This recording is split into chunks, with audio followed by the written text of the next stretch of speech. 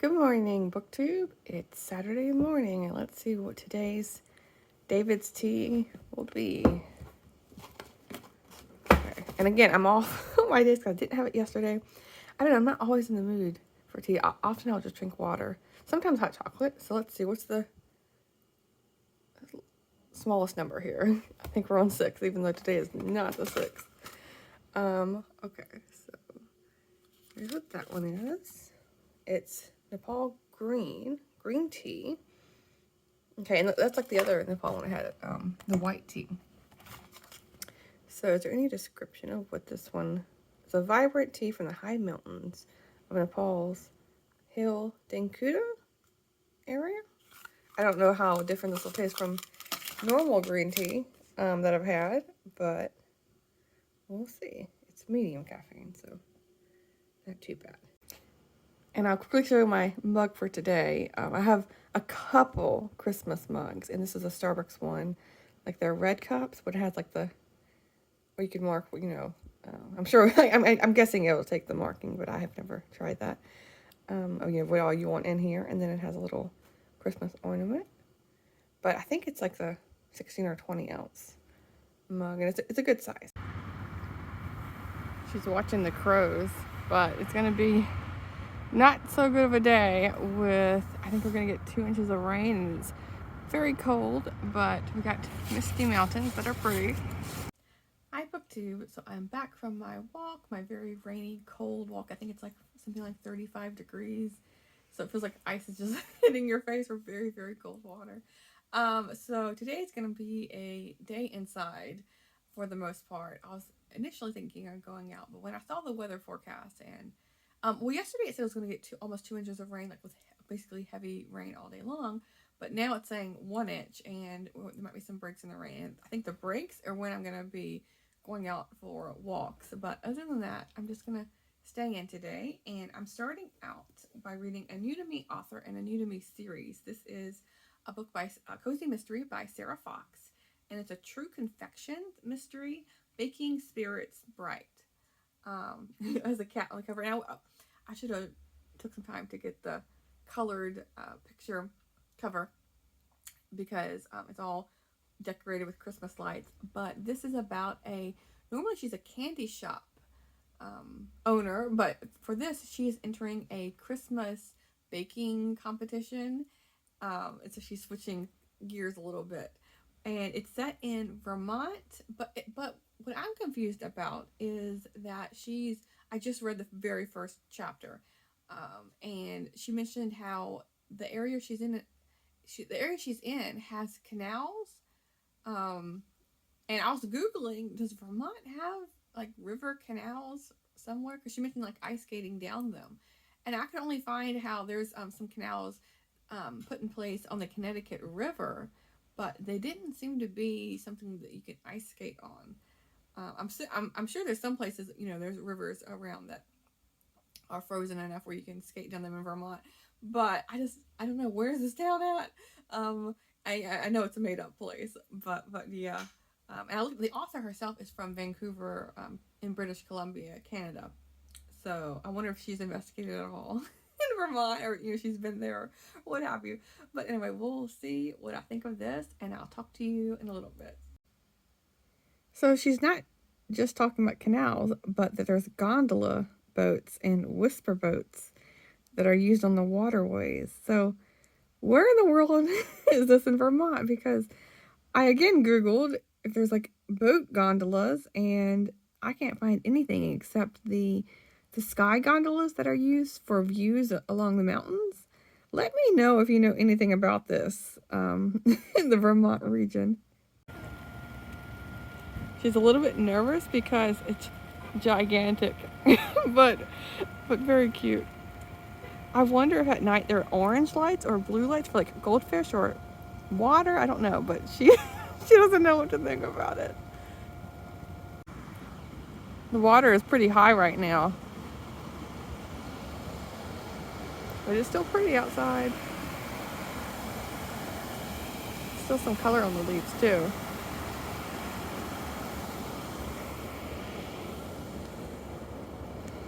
Just gotta make sure I don't drop my phone right into the water. That would not be good.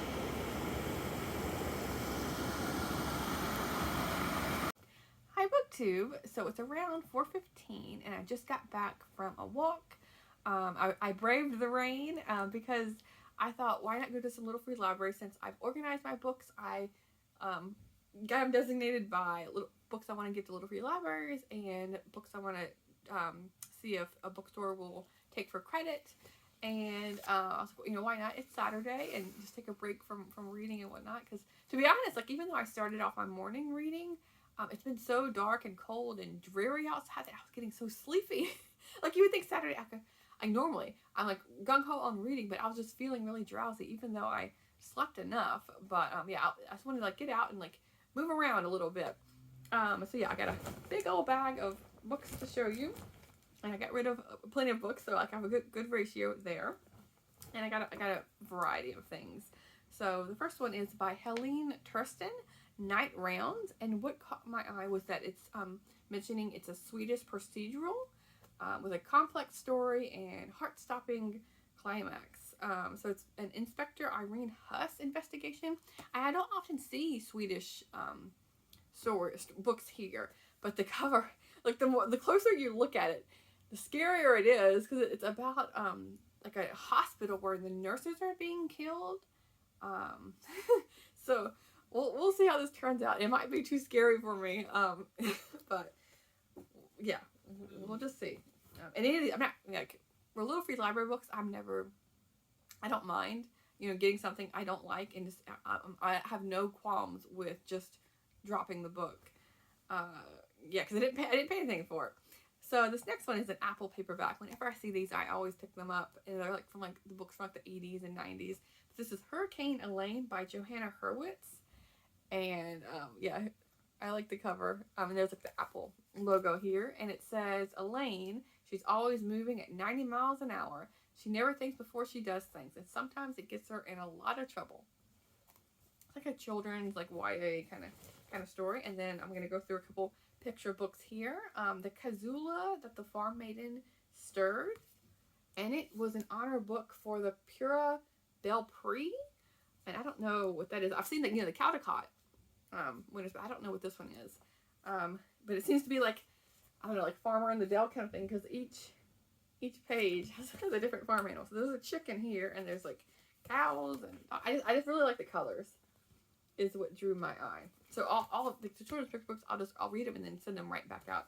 I almost never, excuse me, this next one, what caught my eye was that it's based on, collected by Zora Neale Hurston, and she wrote the novel My Eyes Were Watching God, I believe is the title. But this is adapted by Christopher Myers and illustrated by him, Lies and Other Tall Tales. So it's like a children's book, and so like, but some of these are like, if you flip through here, each kind of group of pages has a different color, and so I think they're like really, really condensed stories for children, and the artwork is interesting, like very colorful and a little bit over the top. But yeah, we'll see what I think of this one, and maybe read the non-adapted one to see, you compare like the adult version versus the children's picture book. This next one is Nanita's Big World, the true story of a deaf pygmy marmoset. And what caught my eye was, again, there's a little creature in a teacup, and then the colors I thought were really cute. And so, oh, it's so tiny. Let's go to this page. So I just opened up to a random page, and you can see this big table with the little creature there. So it must be super duper small. Again, it's like, brushing its fur and feeding it, and so yeah, that one. And then going on to some comic books, and I might read these, I might not. We'll see. This is Outcast. This is volume 6. I don't know if you realize that when you pick that up, but maybe you can jump in right in the middle. I don't know, but it's a hit horror series from the creator of Walking Dead. I've never read those books or the comics, and I've never seen the show, but I know it's something to do with zombies, so that's not really my cup of tea. But this one says it's the town of Rome, West Virginia, has always been a hotbed of demonic activity. but Kyle Barnes is gathering allies to oppose them. So, okay. And a lot of it seems to be like dark color scheme. Lots of blues and blacks and grays here. Okay. Injection. And this seems to be like a sci-fi story with a satellite here. Talk about injection. There's literally a needle. Again, with the hospital stuff, I don't tend to like these kind of stories. But this is once upon a time, 5 experts created an AI, but one of them haunted it with something from the other world. And I won't go on to read the whole description here, but yeah, you know, more dark colors. It sounds interesting enough. Like, I don't read enough sci-fi, so why not try a sci-fi comic book? Is this like a number 1 in the series? Number 3. Maybe, I know Hoopla, because I use Libby, the library app, a lot, but also there's a library app called Hoopla that has a lot of comic books, and I think manga as well, like TV shows and music and books. So I might see if I can get the other 2, if I can't just jump right into the series. This one is Wayward. Oh, here's a volume 1 called String Theory. And their eyes are matching the creatures, like, or the cats, I should say, cat's eyes. This one says, Rory Lane is trying to start a new life when she reunites with her mother in Japan. But ancient creatures lurking in the shadows of Tokyo sense something hidden deep within her, threatening everything she holds. Can she unlock the secrets of her power? Okay, and this is lots of bright colors. I like lots of bright colors in the artwork. Just like flipping through it here. But yeah, I might be interested in this one. Someone flying through the air there. Okay. Going back to some picture books. This cover, a lot of it I'm just going based on cover buys, because I know I mentioned when I was throughout the 100 book challenge, and like I think the end of it, when I got to the conclusion, I was talking about like my summary of how I felt, and one of the things I mentioned, what I wanted to learn from that was, learn from the challenge, was that I want to spend more time looking at the free library books before I just bring them in. And I might do that after I finish wrapping up this video, as I'm cleaning them, just to make sure I actually want to put them on my shelf to be read. But it was pouring rain outside, so I couldn't spend too much time, flipping through them, because otherwise they just get all destroyed. So I still want to do that. I have that in my mind. I didn't forget. But yeah, but honestly, with these children's picture books and the light stories I have, the small books, I mean, I can, regardless, if I put them on my shelf and I don't want to read them, I mean, it's not going to take up too much space or too much time. But this is not my home. And it says, in the back is a little, like, kind of like poem in a way. It says, not my backyard barbecues, not my fireflies, not my market, not my car, not Jill, not my school, Lily thought. So I wonder if something was going wrong with all of those things, her home in general, or what. But just in looking at the artwork, a lot of the time, her mouth is open in shock, like it is on the cover here. So I can flip through some more. Using the cover here. But yeah, she's constantly, the main character is constantly has her mouth open. So we'll see what's going on with this one. Okay, I'm going to more comics. This is Cursed World, and it's actually wrapped in plastic, but it's seems to be some kind of robot on a unicorn. Volume 2, Explosion Town. Let's see, I'll open it and see. At least it was protected from the rain, but now I can't even. It's like, is it glued together? Why can't I open this? I wonder if it's ever been opened, actually, because the glue's all stuck there. Okay. Oh, Fable's interested in the plastic. Okay. Lots of, like, over-the-top, dramatic figures. Yeah, I don't know. This looks like it could be fun, maybe. I have no idea. I think he doesn't read a lot of these stuff either, but I think he just picked up, any comic book he saw, it seems like, because none of these seem to be his kind of book either. But it says, the world has realized that dark wizards fighting epic battles in the sky above our cities might actually be a bad thing. And Earth's leaders have finally agreed on one thing. They want the wizard and Margaret gone. Okay. I don't know. Some of these might go right back to the Little Free Libraries if they're not, if they don't suit, you know, him or me. I don't know. This one says The Boys. This is volume 6, and I guess it's a TV show as well on Prime Video. But what it says, this is going to hurt. In a world where costumed heroes soar through the sky and masked vigilantes prowl the night, someone's got to make sure the soups don't get out of line. And the soups, I'm guessing, is the superheroes. Yeah, there's people flying. So like I don't know, like it's like the Earth people versus superheroes. Oh. You can tell I'm completely out of my element here with these, but I thought, you know, why not show you everything we got? It's just one bag of books, and then ending up with the rest of the books I picked out. This one is Mr. Limoncello's Library Olympics by Chris Grabenstein, and I saw Library that caught my eye. Even though this is book 2 in a series, the first book is Mr. Limoncello's Library. And it says, welcome readers of all ages to the first ever Library Olympics. And I was like, sold. Excuse me. I didn't need to know more than that. But it says, Mr. Limoncello has invited kids from across America to compete in the first ever Library Olympics. Will it be fun? Hello, it's a limoncello. But something suspicious is going on. Books are missing from the library.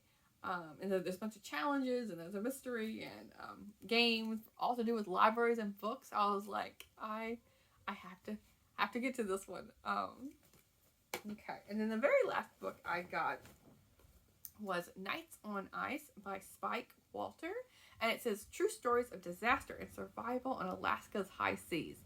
I had just finished reading. Let's see if I can grab it real quick. Here's one of them. But I just finished reading 2 books by this author, Linda Greenlaw, about her time out on the ocean. This story is talking about her time off the coast of Maine, near one of the islands, which was lobster fishing. But then she was also going way out, like 1,000 miles plus, out into the Atlantic for sword fishing. And so when I saw this, I was like, it's kind of like continuing on my theme of ocean-related books, but Alaska High Seas, I think that's a whole nother ball game compared to the Atlantic. I mean, both of them can be bad, I am sure, but yeah, this seems like something, especially right now when it's at night and it's still raining and it's dark and windy. This is, I feel like, the prime time right now to pick up this book. So I might finish the book I'm currently reading and then jump right into this one.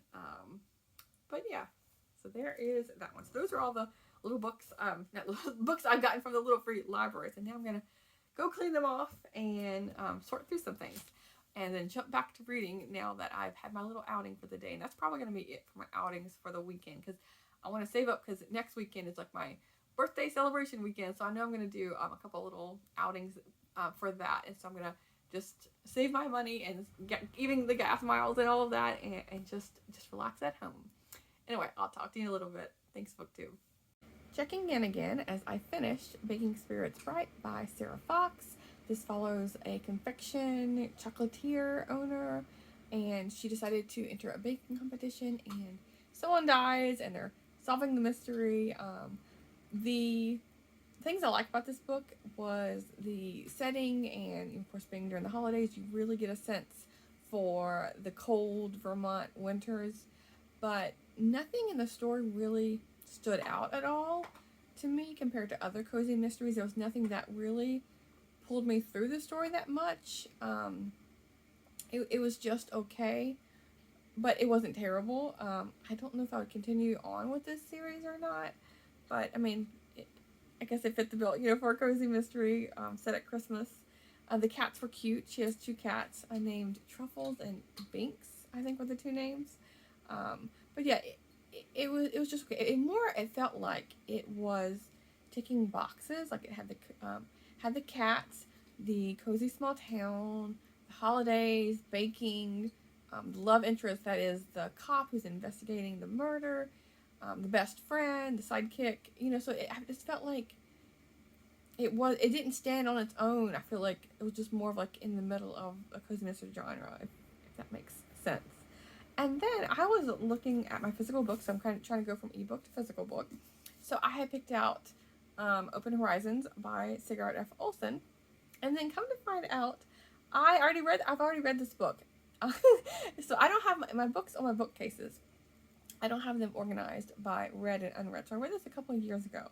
And I wanted to keep it, so, put it back on my shelf. But really, I wanted to have it as a placeholder to remind myself to get more of his book, because I think there's 2 or 3 other books of his available at my library on ebook, but the rest of his work isn't. And so I just I need to write them down as an author to look for at a bookstore. But when I was looking at before I realized I'd already read it, when I was looking at the acknowledgement, he mentioned this author, the other book that I had picked up, contemplating to read next, The Flowering of New England by Van Wyck Brooks. And Van Wyck Brooks is mentioned in the acknowledgement under, because he's written several books as well. But let me see here real quick. Not that it matters too much, but I think it was called Open Days, or let me see here. Where is that at? Days Off. So yeah, I'm going to show you real quick. But it's just so funny how, I'm not sure if it's picking it up at all. There's a bunch of different authors mentioned. But it was so funny how, like, I literally picked up these 2 books, like, which one do I want to read next? And it happened to have the next author mentioned. So I'm going to move forward with reading this book. And it's following 1815 through 1865. I've never read this author, and this is the first book in a series of books set in the United States, maybe just the Boston area, or New England. I'm not sure, but yeah, sorry, there's not much to look at because I got this book at Powell's. I might have ordered it online to pick up, but it doesn't have a cover, a dust jacket, and I think this author might be just completely out of print. So I was just happy to get what I could, but yeah, I'll keep reading this, and I think this is gonna be the wrap up of the vlog, and I will talk to you tomorrow if I don't make another clip. Anyway, thanks, BookTube.